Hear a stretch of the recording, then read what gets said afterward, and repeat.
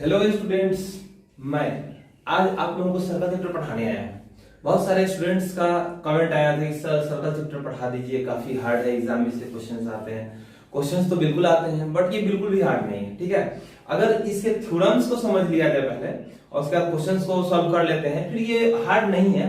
और मैं कोशिश करूंगा कि मैक्सिमम क्वेश्चन को सॉल्व करवाऊं आप लोगों से और मैक्सिमम थ्योरम्स मैं यहाँ पर प्रूव कर दूं। ठीक है, तो आज मैं पहले थ्योरम बताता हूं, उसके बाद इसके क्वेश्चंस को भी बताऊंगा। ध्यान देते हैं, पहला थ्योरम है equal chords of a circle subtend equal angle at the centre. Equal chords, ध्यान दीजिएगा, पहले इसके कुछ बेसिक पॉइंट मैं बता दूं। कॉर्ड्स कहीं भी दो पॉइंट को अगर ज्वाइन करते हैं ना, वो कॉर्ड हो जाता है। सर्कल के अंदर किसी भी दो पॉइंट को ज्वाइन करते हैं वो उसका कॉर्ड हो जाएगा। ठीक, दूसरी बात, अगर सेंटर से कोई लाइन पास हो रहा हो जिसको हम लोग डायमीटर के नाम से जानते हैं, वो किसी भी सर्कल का लॉन्गेस्ट कॉर्ड होता है। Longest chord of a circle is known as diameter.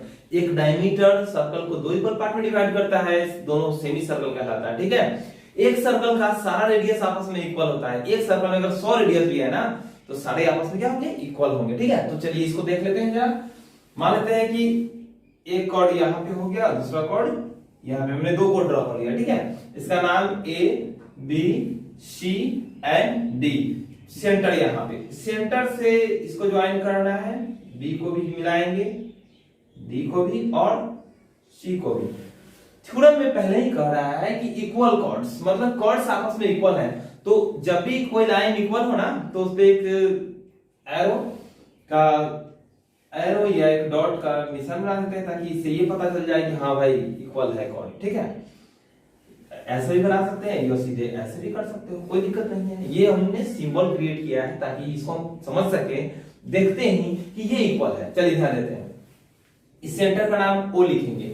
अब करना क्या है कि हमें इसे तो पहले प्रूफ करना है। प्रूफ करने के लिए पहले लिखना पड़ेगा टू प्रूव दैट।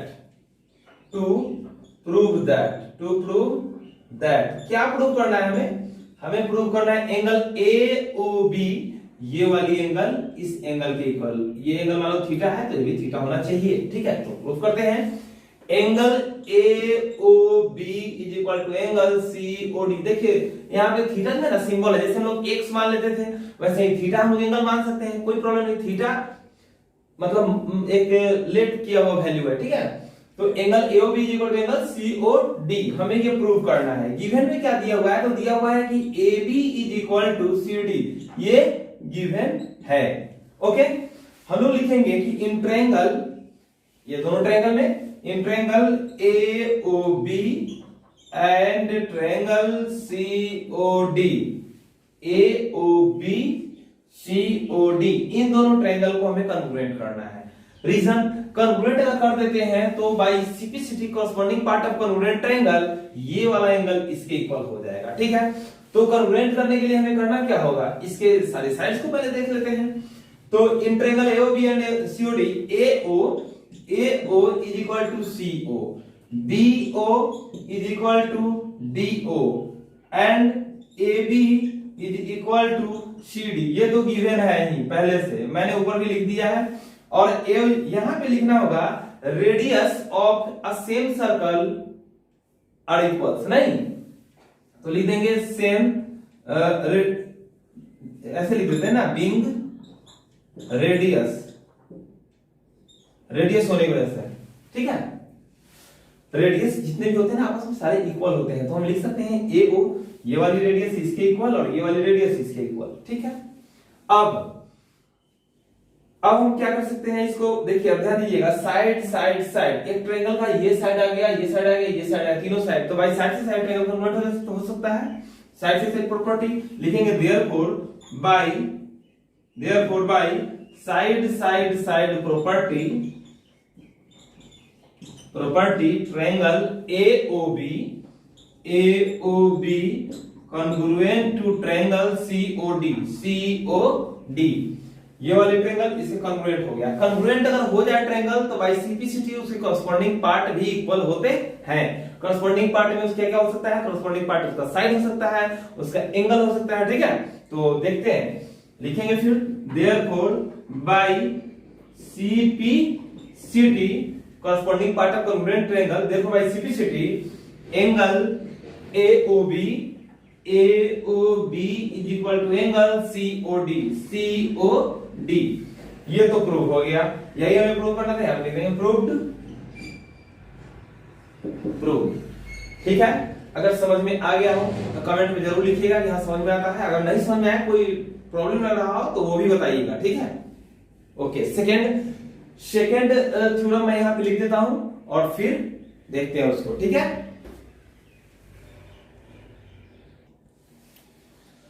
चलिए देखते हैं। मैंने थ्योरम तो लिख दिया है, अब इस थ्योरम में क्या क्या गिवन है पहले हम इसकी बात करेंगे और उसके बाद इस थ्योरम को प्रूव करेंगे। ठीक है, पहले देखिए पिछला जो हमने थ्योरम सॉल्व किया था उसके लिए हमने फिगर ड्रॉ किया था, इसके लिए फिगर ड्रॉ करना है। ठीक है, अगर हमें फिगर ड्रॉ करने आ जाता है तो क्वेश्चन हमारा आधा वहीं पे सॉल्व हो जाएगा। तो देखते हैं इसको। कह रहा है the angle subtended by the chord of a circle at the centre are equal, the chords are equal. चलिए फिगर ड्रॉ करते हैं इसका। इसमें कॉर्ड को इक्वल प्रूव करना है और एंगल ऑलरेडी ये इक्वल बोल रहा है। ठीक है, कॉर्ड का नाम ए बी और सी डी हमने ले लिया, सेंटर को ओ से डिनोट करेंगे, इसको इससे मिलाएंगे।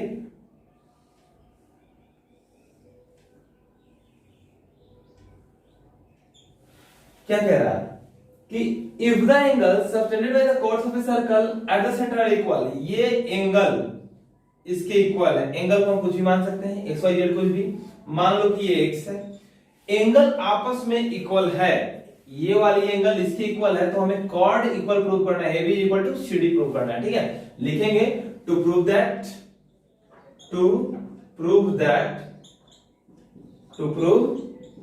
क्या प्रूव करना है हमें, AB is equal to CD, इसको इसके इक्वल प्रूव करना है। ठीक है, AB is equal to CD।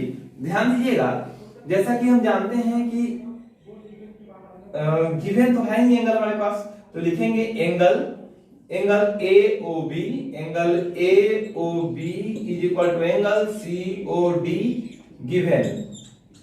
Given. Next in triangle, देखिए इस ट्रायंगल को और इस ट्रायंगल को कॉन्ग्रुएंट करना है। जैसे ही कॉन्ग्रुएंट करेंगे तो by CPCT corresponding part of congruent triangle, ये वाली साइड इसके इक्वल हो जाएगी और ये तो हमें प्रूव करना था। चलिए देख लेते हैं। In triangle AOB and triangle COD हम लिख सकते हैं कि AO is equal to CO, AO is equal to CO, BO is equal to DO, फिर angle AOB is equal to angle COD। ये गिवन था, ब्रैकेट में गिवन मेंशन आगे भी मैंने कर दिया, आगे कर दिया। अब कहने का मतलब कि देखिए स्टूडेंट्स, हमको फिगर ड्रॉ करना ही करना है। अगर फिगर ड्रॉ नहीं करते हैं ना तो वहीं पे मतलब हमें समझने में काफी प्रॉब्लम होने लगता है। फिगर ड्रॉ कर लिए तो बहुत इजीली हम क्वेश्चन को समझ पाएंगे कि ये क्या कहना चाह रहा है, क्या हमें फाइंड आउट करना है। ठीक है, तो ये तो हमने लिख दिया। हम लिख सकते हैं, देखिए ये साइड एंगल और साइड, तो भाई SAS नहीं, ये साइड इसके इक्वल, ये वाली साइड इसके इक्वल, ये वाली एंगल इसके इक्वल, तो साइड एंगल फिर साइड, तो हम लिख सकते हैं therefore by side angle side property, by side angle side property triangle, कौन सा ट्रायंगल भाई, AOB is congruent to triangle COD। ध्यान दीजिएगा, अगर हम कॉन्ग्रुएंट प्रूफ कर दिए, हमारा काम यहां पे समाप्त हो चुका है ऑलरेडी। अब हम लिख सकते हैं therefore by CPCT, therefore by CPCT क्या लिख सकते हैं, AB is equal to CD, AB is equal to CD proved. ठीक है, उम्मीद करता हूं कि समझ आया होगा। चलिए हम लोग थर्ड थ्योरम देखेंगे। हम लोग एक एक थ्योरम इसके पढ़ते जाएंगे और मैं कोशिश करूंगा कि आपको हर एक क्वेश्चन भी समझाता चलूं। ठीक है, चलिए मैं लिख देता हूं थ्योरम। तो थर्ड थ्योरम को भी समझ लेते हैं। थ्योरम है the perpendicular from the centre of a circle to the chord bisects the chord. एक बात समझते हैं, जैसे इसका भी फिगर पहले ड्रॉ करते हैं। एक फिगर ड्रॉ किया सर्कल, देखिए the perpendicular from the centre, एक सेंटर से अगर किसी कॉर्ड पे मैं परपेंडिकुलर ड्रॉ करूं, परपेंडिकुलर मींस 90 डिग्री, नहीं तो इस साइड भी परपेंडिकुलर ही बनेगा। परपेंडिकुलर अगर ड्रॉ करूं तो वो कॉर्ड को दो इक्वल पार्ट में डिवाइड करेगा, इस कॉर्ड का नाम ए बी, इस सेंटर का नाम ओ। अब हमें क्या करना है, ये लिखना है टू प्रूव दैट। देखिए बहुत आसान है, बस एक बार समझना है और एक बार प्रैक्टिस करनी है कॉपी पे, ठीक है। अगर आप अभी एक बार प्रैक्टिस कर लिए, और मैं तो चाहूंगा दो बार करो, आप दो बार प्रैक्टिस कर लोगे तो कभी नहीं भूलोगे, ये मेरी गारंटी है। बस थोड़ा समझो इसको। बोला है टू प्रूव दैट, क्या प्रूव करना है कि ये जो परपेंडिकुलर है इसका मैं नाम दे दूं m, नहीं तो am is equal to bm, ये लेंथ इस लेंथ के इक्वल होगा। अगर सेंटर से कोई परपेंडिकुलर किसी कॉर्ड पे आ रहा हो तो वो कॉर्ड को दो इक्वल पार्ट में डिवाइड करता है, ये हमें प्रूफ करना है, ठीक है। तो देखते हैं, पहले लिखेंगे कंस्ट्रक्शन क्या लिखेंगे इसमें, तो हमें ना इसको ज्वाइन करना पड़ेगा, O को A से ज्वाइन करना होगा और इस O को B से ज्वाइन करना होगा, ठीक है। हम लोग लिखेंगे कि join O to A and O to B, O को A से ज्वाइन करेंगे और O को B से ज्वाइन करेंगे, ठीक है। अब ये दो ट्रायंगल बन गया, आप देख सकते हो OAM OBM लिखेंगे। Now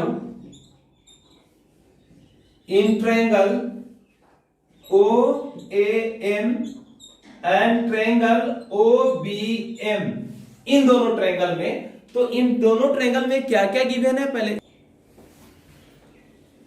triangle OAM and OAB। देखो OAM हम जानते हैं कि OA is equal to OB, भाई क्यों, क्योंकि रेडियस है और एक सर्कल का जितना भी रेडियस होता है सारे आपस में इक्वल होते हैं। तो लिखेंगे बिंग रेडियस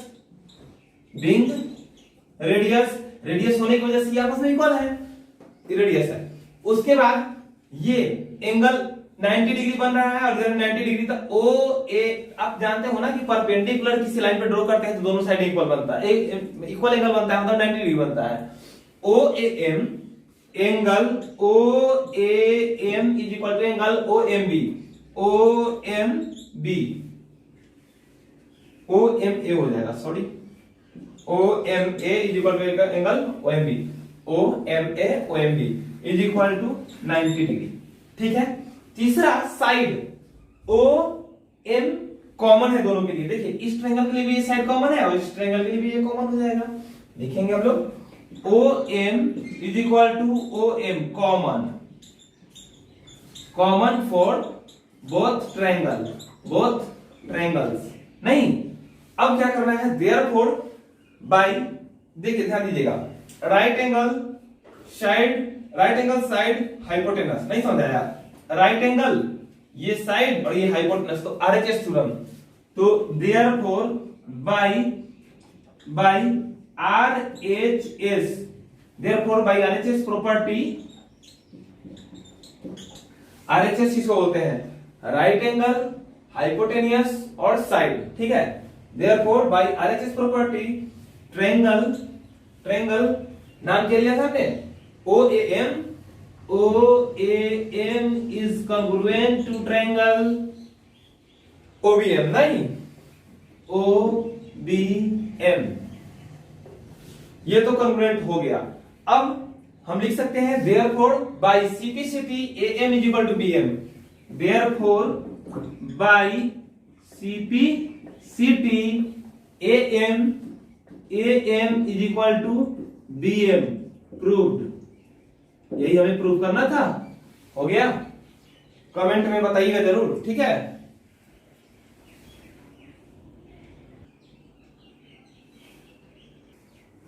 चलिए फोर्थ थ्योरम भी देखते हैं। फोर्थ थ्योरम है the line drawn through the centre of a circle to bisect a chord is perpendicular to the chord. Just जो अभी हम लोग पढ़े उसका रिवर्स है ये। चलिए देखते हैं, इसका पहले डायग्राम क्रिएट करेंगे, ड्रॉ करते हैं, देखते हैं क्या कह रहा है। द लाइन, ये आप सेंटर हो गया, ये कॉर्ड हो गया। The line drawn through the centre of a circle, नहीं सेंटर ऑफ ए सर्कल से जो लाइन ड्रॉ कर रहे हैं to bisect a chord, chord को बाइसेक्ट कर रहा है, वो क्या होगा, परपेंडिकुलर होगा, नहीं ये क्या होगा, परपेंडिकुलर होगा। अब हमें यही 90 डिग्री प्रूव करना है, ठीक है। तो पहले लिखेंगे टू प्रूव दैट क्या प्रूव करना है, एंगल, इसका नाम दे देते हैं पी क्यू, इसका एम और इस सेंटर का ओ। हम लिखेंगे PM is equal to O Q M to prove that angle O M P is equal to angle O M Q is equal to 90 degree. यही हमें प्रूव करना है, ठीक है। ये परपेंडिकुलर होता है, ये हमें प्रूव कर देना है। चलिए देख लेते हैं। लिखेंगे कंस्ट्रक्शन क्या, कंस्ट्रक्शन हमको बस इसमें इतना ही करना है कि इस ओ को इतना, तो फिगर, ये जो मैंने फिगर बनाया है तो क्वेश्चन के अकॉर्डिंग बनाया है, थ्योरम के अकॉर्डिंग। हमें इस कंस्ट्रक्शन से इतना करना है कि ओ को पी से ज्वाइन करना है और इस ओ को क्यू से भी join, O to P and Q, O को पी से भी और क्यू से भी ज्वाइन कर देना है। फिर लिखेंगे in triangle OPM and triangle OQM, इन दोनों ट्रायंगल में हम लिख सकते हैं कि OP is equal to OQ given, sorry ये तो रेडियस है ना, रेडियस होने की वजह से इक्वल होगा। दूसरा PM is equal to QM, ये तो गिवन ही है, क्वेश्चन में ही कह रहा है। उसके बाद हमें ये साइड OM इस ट्रायंगल के लिए भी कॉमन है और इस ट्रायंगल के लिए भी, तो OM is equal to OM common हो जाएगा दोनों के लिए, नहीं कॉमन फॉर बोथ ट्रायंगल्स, दोनों ट्रायंगल के लिए ये कॉमन हो जाएगा। अब हमें क्या करना है, बस बाई जगह ध्यान देना, साइड तीनों साइड को ही हमने लिया है ना, बाई साइड से साइड ट्रायंगल कन्वर्ट हो जाएगा। लिखेंगे therefore by side property triangle का नाम मैंने क्या लिया,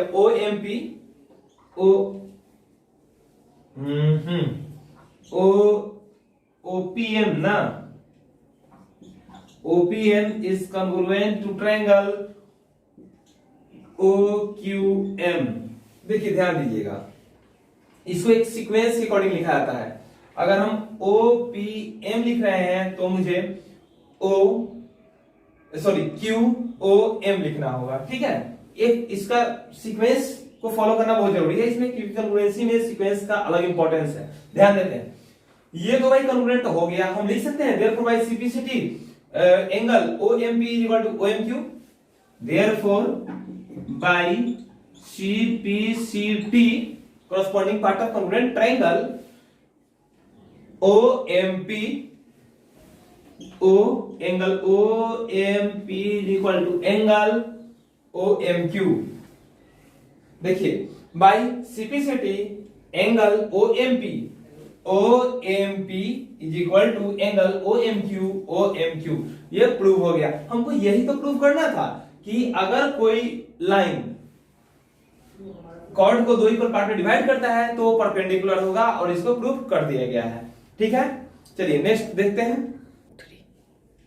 देखिए थ्योरम 10.5 इसमें कह रहा है कि 3 नॉन कोलिनियर पॉइंट से सिर्फ एक ही सर्कल पास हो सकता है। बहुत इंपॉर्टेंट थ्योरम है और ये मेनली बोर्ड पे तो नहीं बनाया जा सकता, मैं इसको पेपर पे बनाकर थोड़ी देर बाद दिखाता हूं, लेकिन अभी फिलहाल बोर्ड पे समझते हैं इस क्वेश्चन को, ठीक है। इस थ्योरम को कहने का मतलब कि अगर 3 पॉइंट है, देखिए एक लाइन में अगर 3 पॉइंट है तो उसको कोलिनियर पॉइंट बोलेंगे, और तीनों पॉइंट आगे पीछे है, मतलब एक लाइन एक सीधे में नहीं है तो उसको नॉन कोलिनियर पॉइंट्स बोलते हैं। अगर 3 नॉन कोलिनियर, मैंने यहाँ पे ड्रॉ किया है, देखिए ध्यान से, आपको भी दिखेगा, मैंने 3 नॉन कोलिनियर पॉइंट ड्रॉ किया। अब बोल रहा है कि इस तीनों पॉइंट से सिर्फ एक ही सर्कल पास हो सकता है। बिल्कुल सही बात है, हो सकता है। करना क्या है कि इन सारे पॉइंट्स को आपस में ज्वाइन कर देना है हमें, नहीं, इनको पहले हम ज्वाइन कर देंगे, ठीक है। अभी ज्वाइन कर पाओगे। अब देखो क्या करना है, इसका परपेंडिकुलर बाइसेक्टर ड्रॉ करना है। अभी वो कैसे करेंगे भाई, कंपास लेंगे, यहां रखकर इस पॉइंट से आधे से ज्यादा पे कट करेंगे, फिर इधर भी कट करेंगे, पीछे भी,